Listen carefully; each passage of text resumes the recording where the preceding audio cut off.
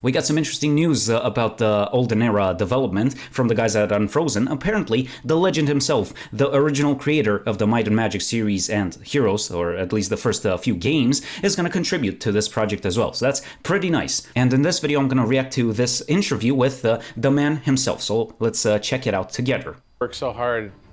I'd worked so hard by myself and for so long in that game. I was so excited to get it out. The sales weren't anything near what the Might and Magic, RPG line was doing. Okay, all right, I'll make another one. I'll try again. Someone said, or the marketing team said, hey, why don't we call it Heroes of Might and Magic? And I'm like, well, it has nothing to do with Might and Magic. Originally the game was single player, but being able to have another human to play against was something very cool. I started to do some design on what it might be like, but I was like, I can't do that.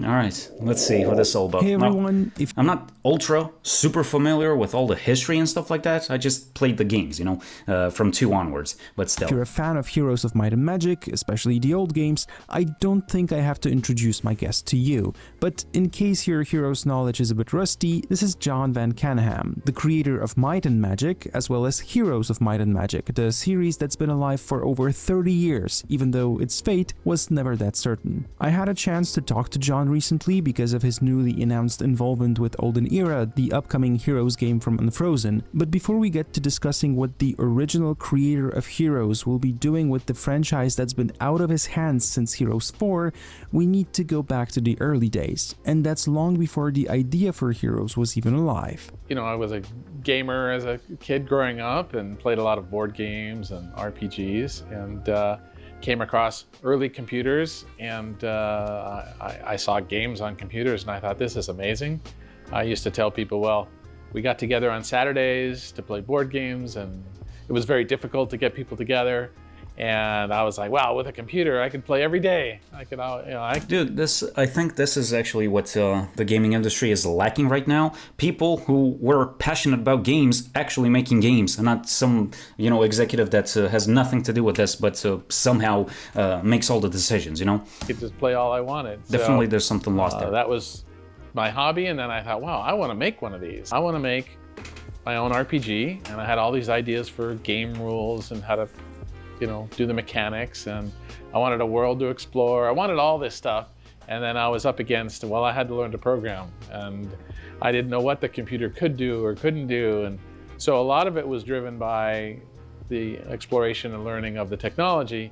And then I sat back and I said, okay, well, it can do this, so these are the things I could put into it. There wasn't classes or books or school on the programming. You had to figure it all out. It was very much trial and error, and I had to learn this crazy thing called assembly language, and I'm working...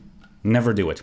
Believe me, never learn assembly. It's not worth it. It's just not. Bits and bytes and computer hardware, and I'm like, oh my gosh, how am I ever going to get through this? But the drive to make a game just kept me going, and it was actually almost a puzzle game in itself to figure out how to get pixels on the screen or sounds out of the speaker and everything else. So that was a lot of fun. It was the challenge of figuring that out. Back in those days, there weren't that many games, and access to information about how everything was made was of course limited. But when Jon was working on the first Might and Magic RPG, he surely had some inspirations. After all, Ultima and Wizardry were the big things back then. Yeah, actually the two you mentioned were probably the biggest inspirations for me. And like most gamers, you play the games that are out there, and I played them to death. And then I started asking questions. Well, why can't it do this? Or why can't we do that? Or can we make it bigger? And I had all these ideas from my other gaming experience that I'm like, well, wouldn't it be great?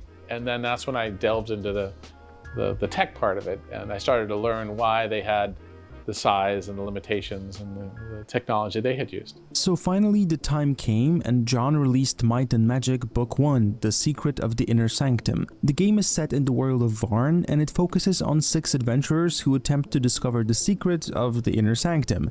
Inspired by D&D, the adventurers are actually 6 character classes, and obviously it all ties into the original inspiration by the tabletop RPGs. You choose the race, gender, and alignment for all the characters, but it had various various level of influence on the game itself.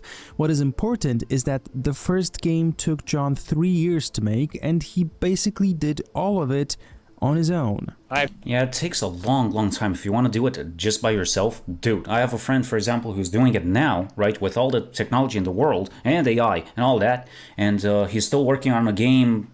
He's been working on it for 2 years and a little bit, but he's a one-man army, in a sense, and it just takes a lot of time. But I can't imagine, back then, I worked so hard by myself and for so long in that game. I was so excited to get it out to players, and the feedback was just amazing. People were just loving it, and I was so happy that they liked it.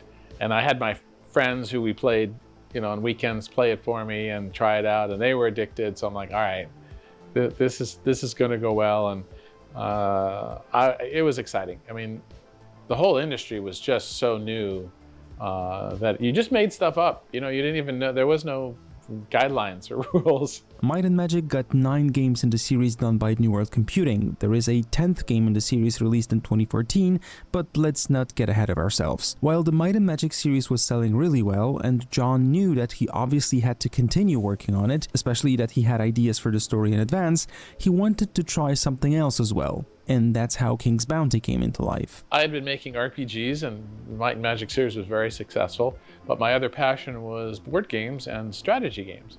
And those were more about 1, 2, 3 hour games that you would play over and over and over again with new settings and parameters. So I always wanted to build one. And I had this idea for King's Bounty, and it was a culmination of lots of different things I liked in board games. And I wanted to make a computer game out of it that you could play over and over again with different parameters and starting values and difficulties. So that was my initial push. And King's Bounty came out. It was very successful from a review and reception, but the sales weren't anything near what the Might and Magic RPG line was doing. So I thought, all right, I'll go back to what I've been doing well. I thought I did a great job, but we didn't have a big sales success with it. It was okay. I mean, it made a profit, but the Might and Magic games were very, very popular at the time. And for years, I kept, getting letters and messages and people saying, make a sequel. That game was great. We really loved it. And it took that long for me to go, okay, all right, I'll make another one.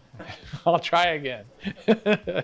And then it was a good move. Oh, it was a great move. And actually during that time, I was obviously watching other games on the market and what people were liking. And then I took all the feedback from King's Bounty on the components that were popular.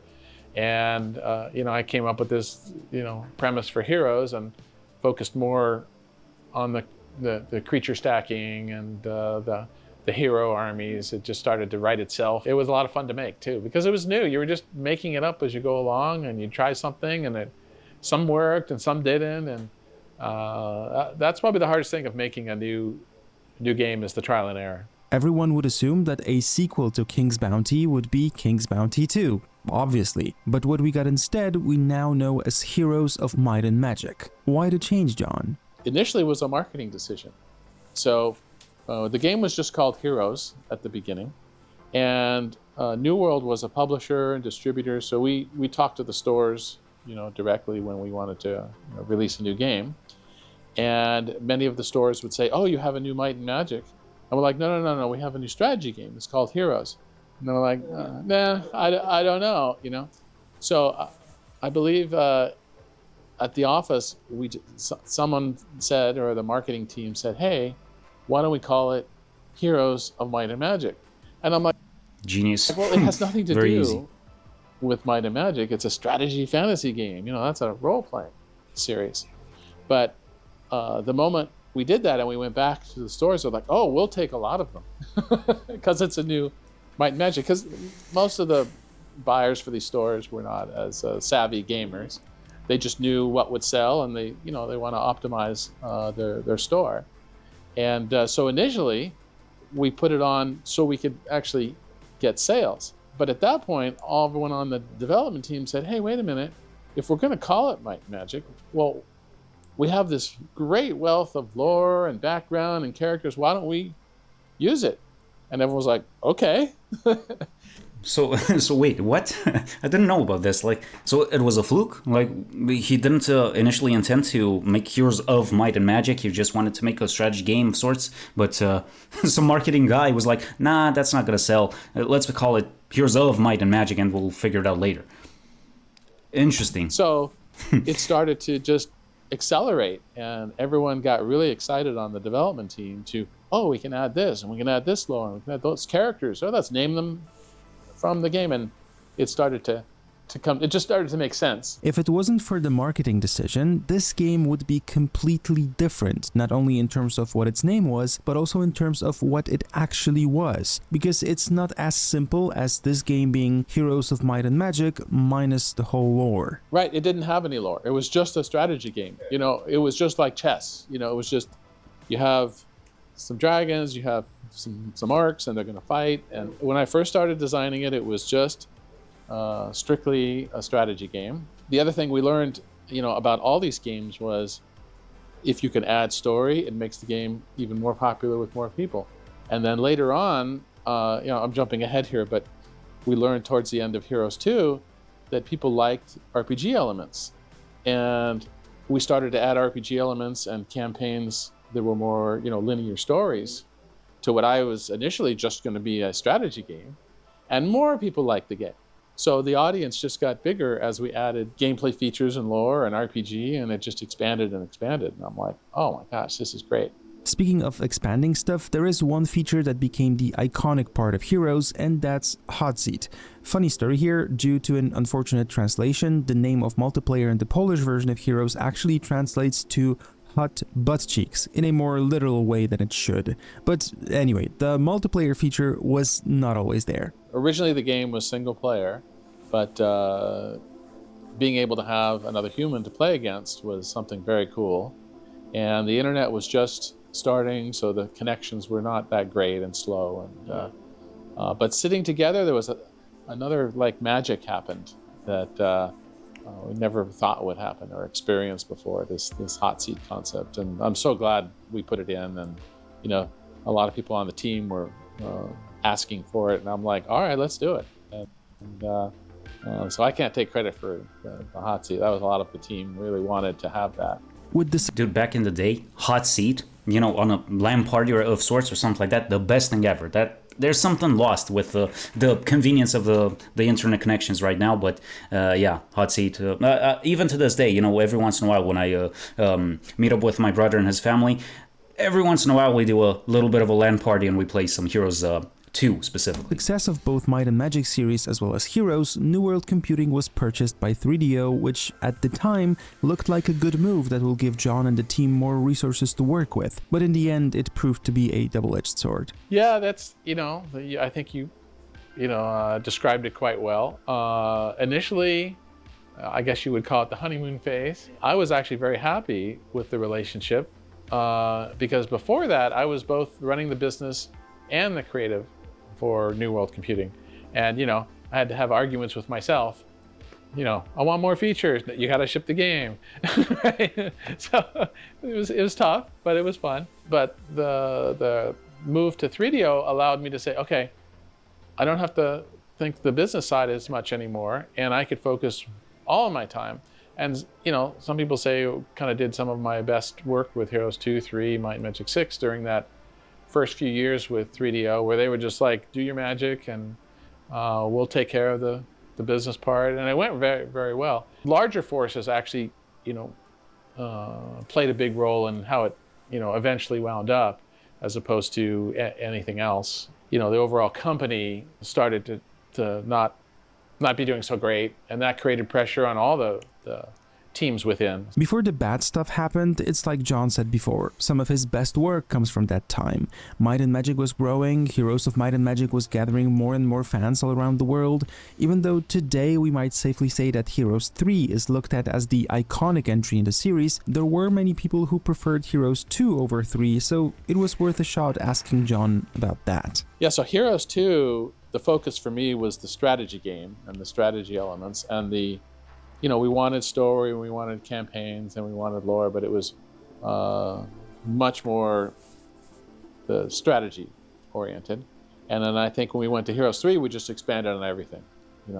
More campaign, more story, more characters, more options, and just, better computer opponent and networking for multiplayer. It just went bigger. So the experience is larger, but I think the focus of Heroes 2 was probably why some people like that one better as opposed to Heroes 3. And I was just a fanatic working on Heroes 2. I was like, every map I had to test. I had to be involved with every little bit of the data and everything. And Heroes 3, because it got so much larger, I had a bigger staff, and it was just a bigger project, so I couldn't do all the little details that I could on 2. But still, love both games.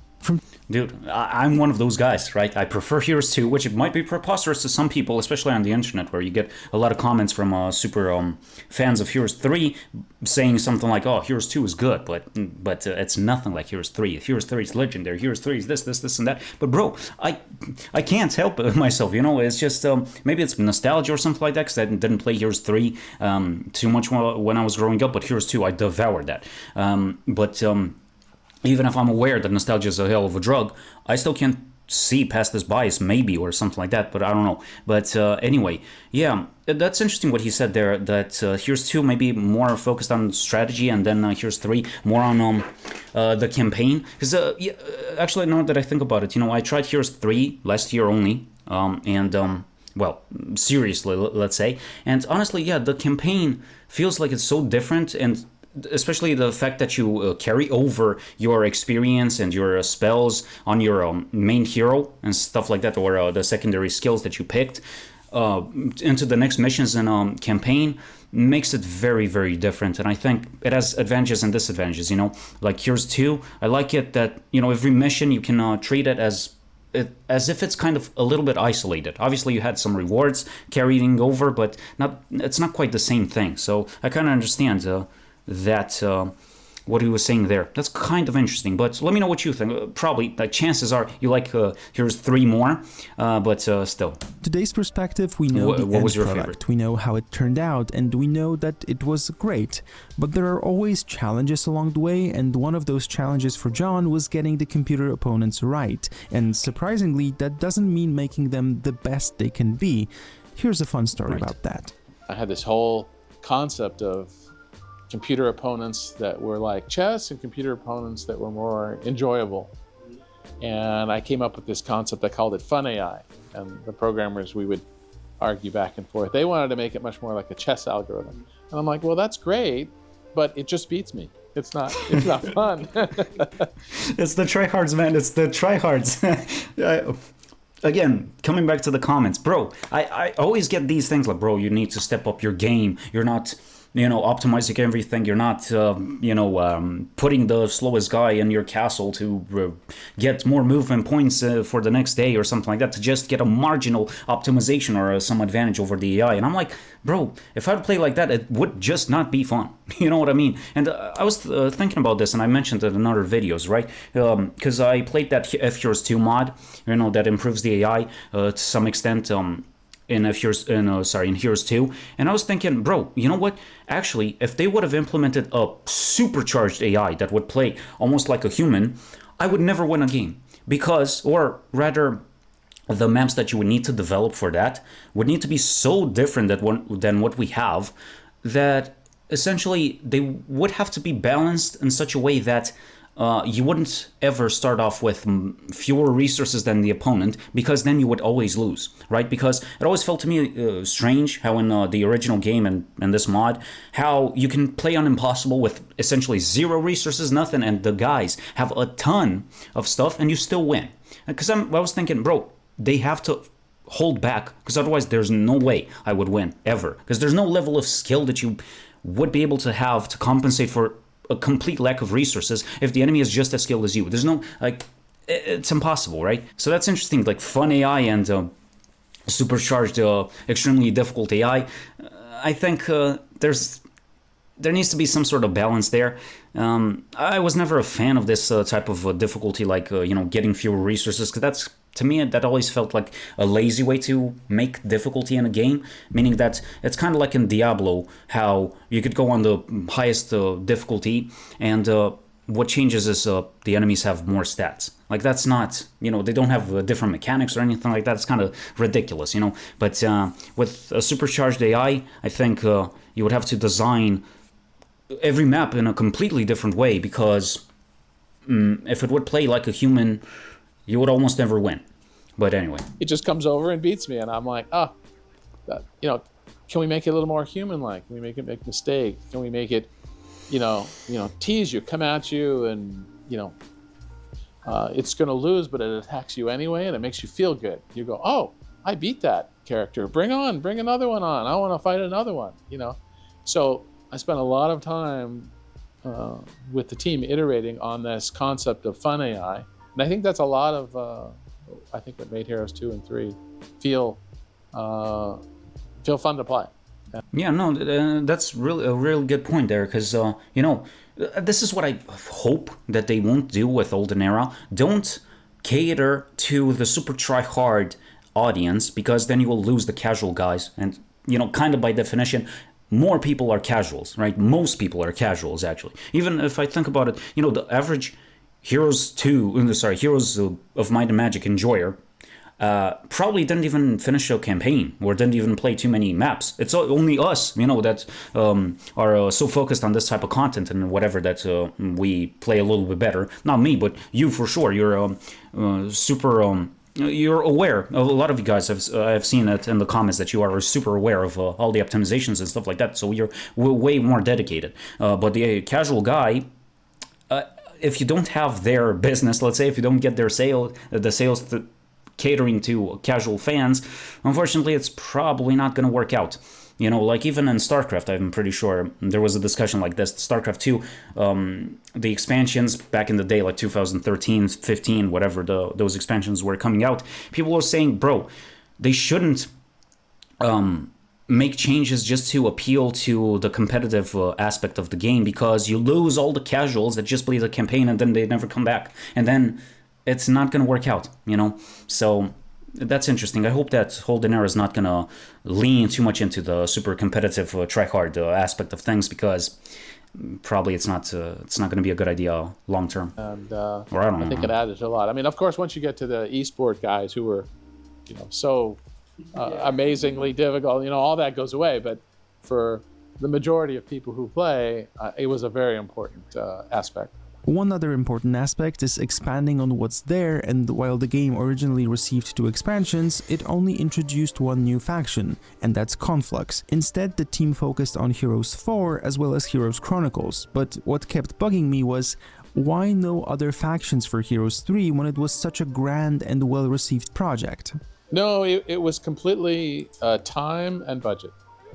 And at that time, I had, sold the company to 3DO, and they had, a roadmap that we had to deliver to, both with product and timelines, and there was budget, and we couldn't do we wanted to do new factions. I wanted to do a lot of them, but the Chronicles was basically, with the time and resources we had, this is what we could develop. But I'm with you. I wanted to add everything. Speaking of Conflux that was added in Armageddon's Blade, it was initially planned for some time later, in a different expansion. And actually, a different faction called Forge was supposed to make its way into the game, and it was a faction with a concept that Jon already used in Might and Magic, a mix of sci-fi and fantasy. Forge was supposed to be this technology-oriented faction that, apart from its own units, also used other units from other... Hey, look, wait a second. Am I seeing this correct? What? Juggernaut and Dreadnought? Oh, now everything makes sense. What's it called, man? The Factory faction from Horn of the Abyss, guys. I see. Very interesting indeed. And by the way, did you know that there's a game called Heroes of Science and Fiction? That's essentially a sci-fi version of Heroes. Like it's legit, even marketed as a Heroes clone in a sense. So it's like a shameless. I don't know if I would call it ripoff, but heavy inspiration. But The still. faction equipped with things like guns, jetpacks, and rocket launchers. The team was hard at work to make. Wait a second. Wow, this was pretty advanced, I'd say, in development. Like that, They had the artwork and whatever. Very interesting. Forge a complete Too and bad. working Too bad they don't have, it's always the same thing, like budget, deadlines, and whatever, and you can't do everything that you would have wanted. faction that would make it. You know what's one thing that I don't quite understand about the game development and stuff like that? Why isn't it more popular to just revisit old games? Like, I've heard about Age of Empires kind of putting out expansions for Age of Empires 2 somehow, and that should be more popular, I think. Like, for example, why couldn't they just, expand Heroes 3 a bit more, or Heroes 2, or something like that, like officially, or something like that. Just, let's come out with another expansion, not just, a mod like Horn of the Abyss, which is actually proving the concept, right? Horn of the Abyss is super popular, adds factions. We've seen the Bulwark faction that was just added, on New Year's Eve, actually, I think. And, it works very well. Why can't they just go back to that? Just expand whatever worked in the past. Like, is it not worth it, or is the technology so old that you don't find people to do it, or to work that are willing to work on that? I'm not sure, but hey, people. I mean, you must find some people like Horn of the Abyss. No, there are some developers that work on that. So if those guys exist, you might find some, but I think it would be an interesting idea to expand these games officially, but I don't its know. way into the game and into the story of the game, but what they weren't ready for was The backlash, yeah. It was quite surprising to me that there was definitely a purist view of Heroes that should stay fantasy and not, bring in science fiction, which, initially that was my goal with Heroes, was just to keep it pure fantasy. And like I said, identifiable mythology that you could go, I've heard of that character or creature from a legend of Norse or Greek or whatever. And so that was the original plan. And the backlash from the fans was amazing. I mean, I was like, wow, okay, we better take that out. Really? That's quite interesting. Isn't it like canonically known that Archibald Ironfist is an expert in nuclear physics or stuff like that? I guess it's not science fiction, but it's still science. Like, it's already there. But whatever. Maybe keep them separate, I guess, like it's Warcraft and Starcraft, not just mashing them together or something like that. I kind of get it. To move the story forward, we need to come to the worst moment for the franchise. The studio released Heroes 4, but 3DO, the parent company that owned New World Computing, was going through financial troubles of its own, and in 2003 it had to file for bankruptcy. 3DO's assets were sold, the license for Heroes as well as Might and Magic was acquired by Ubisoft, and in the future we would see Heroes 5, 6, and 7, as well as Might and Magic 10. But while there were some good ideas here and there, the series never kept its momentum, so I had to ask Jon what his opinion was on why the series never repeated the critical success of previous games done by New World Computing. Well, so I had an original vision and passion for what I thought Heroes is on the first few games. And I think the first example of a new concept being added to it was with Heroes 4, because I took a little step back and I let the team say, what do you want to do? And the thing that raised... And they messed it up, pretty much. Heroes on the at battlefield, least that's what people say. Even though I've played the Heroes 4 super recently, and I think it's pretty good and interesting, but... Big change from the actual concept of what my vision on what Heroes... And I was like, if there's passion for this, let's try it, right? And I was initially skeptical, and then it turned out to be cool, but it actually moved the game to be something, to some degree, something very different. And when other teams got the IP and they were expressing their, vision and coolness to what they thought the IP and the game meant to them and their players and their fans. So I think, it's also hard to judge based on either sales or things like that because of the timing and turn-based games for a long period there there wasn't a lot of popularity, but I'm happy now that it's coming back. It seems like a lot of turn-based is just coming around. Speaking of turn-based, Heroes... Kinda, but it's always like that meme that turn-based is kind of dead, right? Every single time, like in any era, turn-based is dead. Even when it was created, it was already dead. Was a turn-based game when the hot thing out there was making real-time strategies. So was there ever a chance that Heroes would not be turn-based? Oh yes, absolutely. So there was a point, both at the end of Heroes 2 and the end of Heroes 3, that there was a lot of pressure and suggestion from the powers that be that, hey, turn-based is dead. You should move this to real-time. And I was torn. It was close because there was a lot of, well, look at the sales of the real-time games. But I eventually just kept looking at it and saying, look, this game is all about turn-based play, and I'm just going to put my foot down and say no. That's that's pretty interesting, I have to say. Like he has kept an open mind for a lot of new concepts and stuff like that, but here he actually said nah, there's no way, and probably that was the best decision. Like to a real-time strategy Heroes game, how would that even work? How would that even look like? Like it would need to change so many things. How do you get the resources?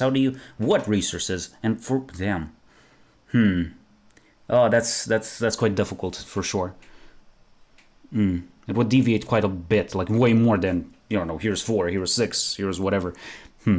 I'm not sure about that, but still. We're going to keep it that way, and whatever happens, happens. And there were, I started to do some design on what it might be like, but I was like, I can't do that. Okay, it's time to move to the new big thing. Jon Van Caneghem, the creator... Actually, you know what? Sorry to interrupt so much, but you know what? As much as we meme about, turn-based strategy being dead, you know what also is kind of dead now? RTS as well. Like even StarCraft I've heard that StarCraft 2 was pulled from whatever big world championship competition or something like that. It's not even there. So it's even deader or more dead than ever. So yeah. Of Heroes of Might and Magic is coming back to the franchise. Since Olden Era is being made by Unfrozen and the studio is so vocal about respecting the legacy of Heroes, I don't think there was ever a better moment for Jon to step back in. So I had to ask Jon about this, as well as Denis Fedorov, the CEO of Unfrozen, who himself has been a huge fan of Heroes for years, long before the studio even got a chance to make their own Heroes game. So how will this new cooperation look like? Well, this is a very new thing that we're figuring out as we go along here. We've just started talking and working together here, and I've agreed to be an advisor on the project. And now the thing is, we don't really know when this started because they just announced it, but when did the collaboration actually start? Because maybe they've been doing it for a for at least a few months, who knows. But still, I mean, if you've played the demo, it's pretty good. I mean, it's very promising, but with his help also, it's going to be great. Like, I have almost no doubt, like maybe a 1% doubt, but see how I can help. But they've climbed this mountain, which is absolutely spectacular, and what they've had to build to get to where they are today. And I just hope I can add some help and some ideas and some direction. Jon Van Caneghem was always a legend for me. It's like founding father.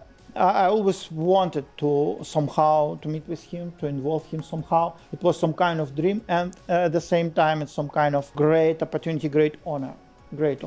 So when we first met, we was introduced to each other. It was just, our first call was just ridiculous. And I said, "Oh, it is really you. I cannot imagine that." I'm just shocked at the size and scope of the game, and if they can pull off all of that and on their first game, because I was explaining to them how it took me through 1, 2, 3, 4 games and my Magic to build up to all those features, and they're having to do it all in one on the first game, and that's a very difficult task they have, and it's just very impressive. So there's so many moving parts. I'm trying to be high level just in terms of what I think could be most helpful at this stage. Yeah, that's quite interesting. Actually, yeah, it's quite impressive that they've done this. Like, it's not like they've worked on other Heroes games or stuff like that, and this is another try or something. Because even, King's Bounty, the first one, didn't play it, but it kind of feels rough. It looks rough. Heroes 1, I played it a little bit pretty rough, and then Heroes 2, Heroes 3, Heroes 4 were significantly better. But this one, like if they, I mean, as I've said, the demos are very good already. Obviously, they borrow a lot from Heroes 3, 5, 2, maybe 7 to some extent, even 6. I've seen certain things that are similar. So yeah, it definitely helps to have all the backlog of successful aspects of these Heroes games. So, and also the community feedback as well. But just don't listen too much to the tryhards, not too much. Cannot believe that this is happening. So after all these years, he's returning to this beloved universe. This is quite good. And all these advices which he already gave it to us was quite precise and quite professional, because he sees some things which I don't see. That's the thing. Because all of this experience, some things comes just through experience. You should overcome it somehow. So this is priceless treasure. I think that now the thing is, I don't quite understand. I don't quite know. What about the story? Is he gonna contribute there as well? Because it's still of Might and Magic and stuff like that. Would he contribute to the story or something? I don't know. I know a lot of casuals will care about that, but it's gonna be interesting anyway.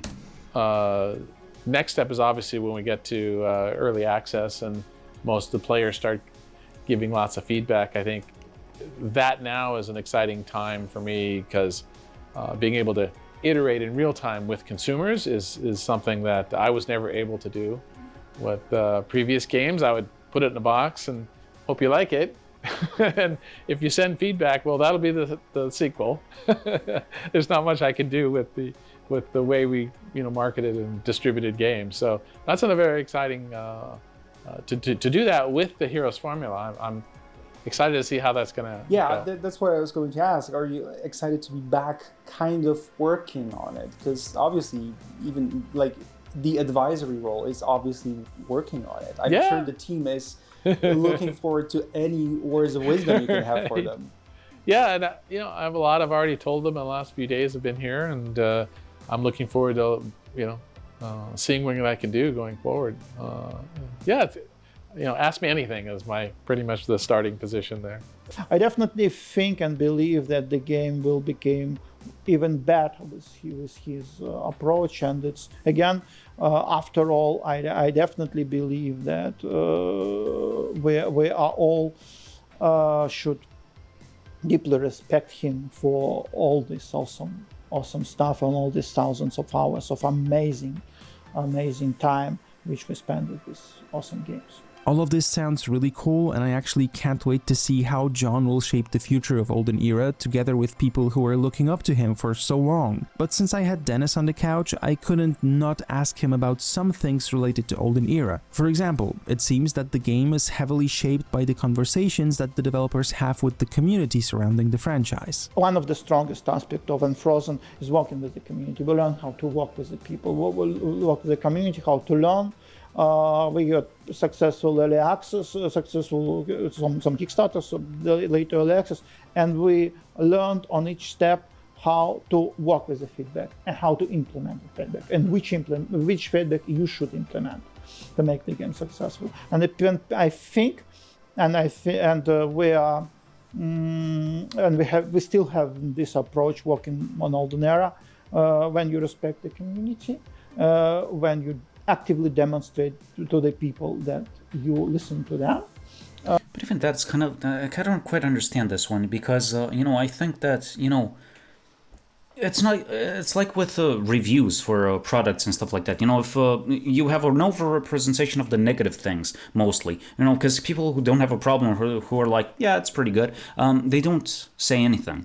So I'm not so sure about this. Like, I've never written any comments. I've never given them feedback, right? I've played the demo. I thought it was pretty good, but it's not like I wrote, oh yeah, this could use some improvement. This could be like this, and that. I didn't do that. Most people won't do that. So who's the feedback coming from exactly? Because I feel like it's the same thing. Like, it might be the super try-hard, super dedicated fan that might give feedback, or that's more likely to give feedback. And I don't know if you should listen like fully to that, because then, again, you're going to cater to a very niche or sub-niche of the total audience that might be interested in the game. So I'm not sure how that's like even on YouTube, it's kind of the same thing. I think it's just if I read a comment like, "Oh, bro, you need to play way better because you could do this better, do that better, that better," but I'm like, bro, it's just a mismatch. You seem like you're super dedicated, and I'm not.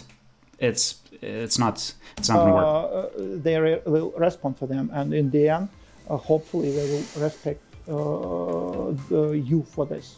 There's a lot of conversations going on around the game, and obviously there's a lot of iteration in the process. You can also see it in the fact that the game was supposed to be released in 2025 in early access, but it was delayed to 2026.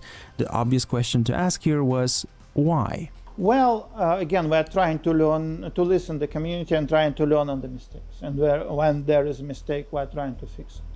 But this is the thing again. I don't know. Like I've seen the most recent change was something like, we're experimenting with making the battleground a bit bigger and closer to 3, and that's the keyword there. Those are the keywords there. Closer to 3 or more similar to 3. Because I feel like a lot of these comments that I've seen or a lot of the feedback is like, yeah, this is good, but it could be closer to 3. It should be a little bit more like 3. And then okay, they changed it to be a little bit more like 3, and then yeah, it's great, but maybe a little bit more like 3, and then eventually you're like, what, 99% 3? Just play 3 then. You know what I mean? Like, I'm not so sure about that feedback. It's just, it might be a bit too much. And of course, it's common joke in the industry that you cannot finish the game. You can just release it. so yeah, but for Unfrozen, we have got a lot of feedback after announcement. And they change it a lot, actually. Change it a lot. We're not waiting, for the disaster when we see obvious problems. We're doing our best to fix it. And after we decided that we definitely need more time, but people was obviously quite angry that we are postponing the release. So we just decided, okay, let's give them the demo. But the demo, not just the demo, but rich demo, right? Not just, one map, 2 factions and so on. I don't like this approach. We wanted to demonstrate the project. So it's some kind of, it's funny and that it's some kind of early access, before early access, and it's free. So you can just play the game and decide do you like it or not, and also throw the feedback. Right now it's tens of thousands of different feedback messages, right? And we are working with all of this. We have special people who are reacting on everything. So at the moment, we're trying to put as much as possible based on the users' feedback to the build before early access, and hopefully, and obviously preparing for early access. But we will continue all this story in early access. Of course, there is long road ahead of us. Indeed, the road ahead is long, but the road that we already traveled is even longer. It's been over 30 years since the first Heroes game was released, and the franchise has been kept alive by so many entries to that series, so many spin-offs. There's even an official board game right now, which creates this interesting circle, as it was board games that actually inspired the creation of Heroes. The community around the game is as strong as ever. There's the fan-made expansion, Horn of the Abyss, that's now introduced 3 new towns into the game, with one heavily inspired by the infamous Forge that Jon mentioned. Actually, the 1.8 version has been released just recently, and you can download and play it for free as long as you have the original game. With all of that in mind, the question that remained to ask was, why is this franchise still alive today? What makes it so special? Yeah, what is the magic of Heroes and why? I never would have thought it would have lasted that long. If anything, I thought the Might and Magic RPGs would have lasted longer because they had already gone for 10 years before Heroes came around. But then once Heroes started to take off, I was like, wow, this could go on for a while. But I never expected the fans, and especially here in Poland, the stuff they've done and kept it alive with tournaments and custom content and added stuff. It's just, phenomenal to me that it's kept going. And maybe a little bit is, the industry moved away from turn-based games, and so the best turn-based games are the ones that stayed around because that's what you could play. Maybe that's part of it. But I think there really was something we hit on just in terms of play and balance and fun that I think it really showed. That's what I wanted when I was developing it, and I think all of the team shared that same enthusiasm and passion when they were, all the pieces they did, and maybe that just collective created something that just kept lasting. But it's very flattering that that has happened. And so it is time to end. Huge thanks to Jon for the lengthy conversation, to Dennis for talking to us about their current collaboration, and in general for making Unfrozen tackle such a project that looks really promising. Big shout out to the Polish magazine CD Action for inviting me to be a part of these talks. They've been huge supporters of the Heroes franchise in Poland for many years. And obviously, big thanks to all of you who made it to the end of the video, and I will leave you with a few final words straight from Jon to you. Goodbye. Thank you all so very much, and I am so happy that this game and this series has brought so much fun and joy to so many people around the world. It means so much to me, and thank you. That's the greatest thing I can hope to say.